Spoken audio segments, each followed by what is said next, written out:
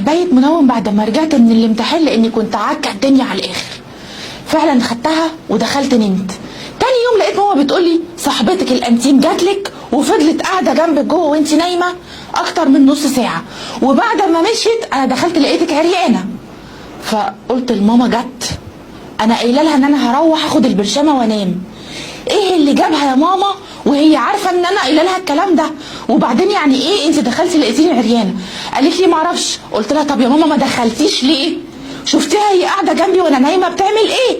قالت لي انا ما جاش على بالي، انا فتحت لها وقلت لها ان انت نايمه، فقالت لي طب يا طنط انا عايزاها ضروري ودخلت لك الاوضه. فقلت لها قلت يعني لو هتعرف تصحيكي هتصحيكي، مش هتعرف هتستاذن وتمشي. فانا دخلت المطبخ ونسيت خالص ان هي جت. وانا خارجه من المطبخ لقيتها خارجه من باب اوضتك كان بعدها بنص ساعه. فبقول لها ايه ده هو انت لسه هنا؟ قالت لي اه يا طنط انا حاولت اصحيها بس هي مش عايزه تصحى. قلت لها طب يا حبيبتي وانت ايه اللي مقعدك لحد دلوقتي؟ ما صحيتش يعني ما نزلتيش ليه او جيتي لي ليه؟ قالت لي ما فيش اصل انا ايه لقيتها مشغله التكييف فقعدت جنبها شويه. قلت لها ايه ماما الهبل اللي هي بتقوله ده وانت ازاي عدى عليكي الموضوع كده؟ قالت لي عادي انا سبتها نزلت وبعدين دخلت عليكي الاوضه لقيتك عريانه. فقلت لها ايه بقى ده؟ ايه اللي حصل بقى بالظبط؟ عريانه ازاي؟ ده انا باخد البرشامه دي بتقلب، لو الدنيا لو البيت اتهد مش هصحى، وبعدين ما نايمه برضو مقلوبه لا بقلب كده ولا بقلب كده ومستحيل اعري نفسي. ايه ده؟ قالت لي يا بنتي ما اعرفش انا قلت لك اللي حصل بقى.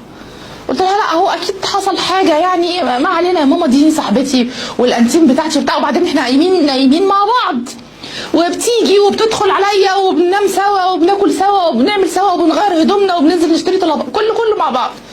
قلت لها ايه خلاص يا ماما عادي كبري دماغك. وفعلا عدى الموقف على كده. بس لما قعدت مع نفسي هي انا قايله لها اني هنام وهي قالت لي انا كمان مروحه وهي كمان عكه في الامتحان. ايه اللي جابها بعديه مفيش من نص ساعه دخلت جت البيت وقعدت؟ برضه لما قعدت مع نفسي في حاجه غلط حاصله، في حاجه غلط. فانا جيت تاني يوم رحت متصله بيها في التليفون قلت لها هو انت ايه اللي جابك؟ جيتي لي مش انا قايله لك كذا كذا كذا وانت قلتي كذا كذا وبتاع؟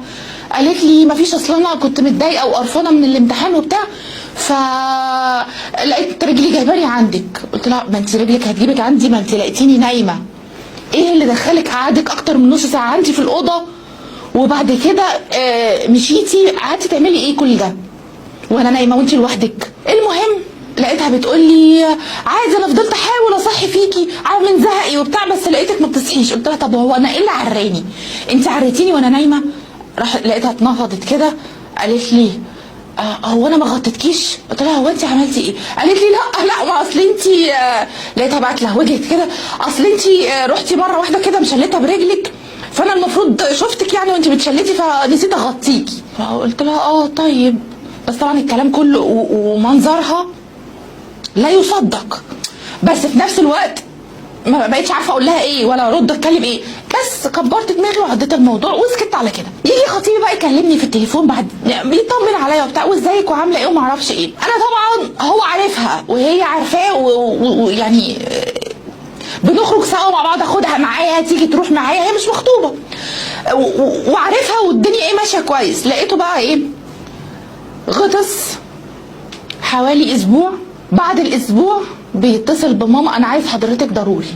ما فهمناش فيه ايه ومختفي فين وما بيتصلش بيا وانا كانت حالتي النفسيه وحشه واللي هو ازاي مش واقف جنبي وانا في الحاله دي وبتاع واخر سنه في الكليه وكده وعكيت في الامتحانات وبتاع.